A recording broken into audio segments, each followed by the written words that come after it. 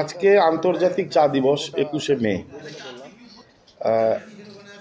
এই উপলক্ষে আজকে আমরা একটা বিশেষ অনুষ্ঠান ঘোষণা করতে চলেছি।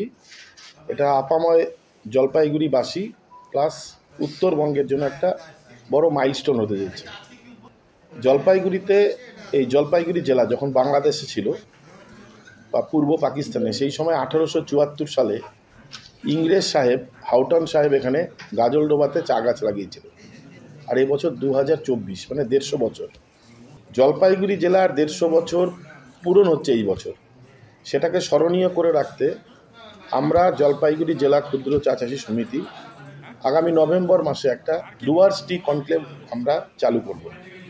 এর মুখ্য উদ্দেশ্য হচ্ছে, ডুয়ার্সের চা কোনো ব্র্যান্ড নেই। আপনি বিদেশে যান, দেশে যান, বা আপনি কলকাতায় যান, কেউ ডুয়ার্সের চা বলবে না, সবাই বলবে আসামের চা বা দার্জিলিংয়ের চা।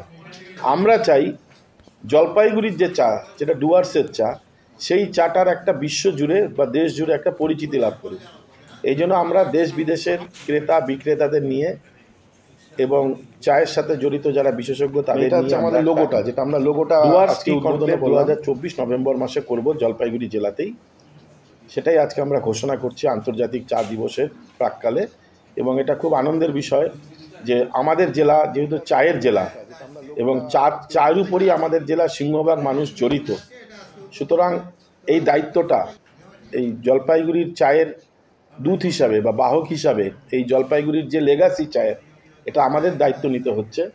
আমরা দুঃখের সঙ্গে জানাচ্ছি যে এটা দায়িত্ব নেওয়া উচিত ছিল অন্যান্য সংস্থাগুলোর, কিন্তু তারা নিলেন না। কিন্তু যেহেতু উত্তরবঙ্গের বা পশ্চিমবঙ্গের উৎপাদনের 65% এখন ছোট চা বাগান থেকে আসে এবং ভবিষ্যতের উত্তরবঙ্গের চা শিল্পের ধারক বাহক আমরাই, ক্ষুদ্র চা চাষিরাই। সেজন্য সেই দায়িত্ব নিয়ে আমরা নভেম্বর মাসে আমাদের প্রিয় জেলার চাকে আমরা বিশ্বের বাজারে প্রতিষ্ঠিত করার জন্য আমাদের এই প্রয়াস।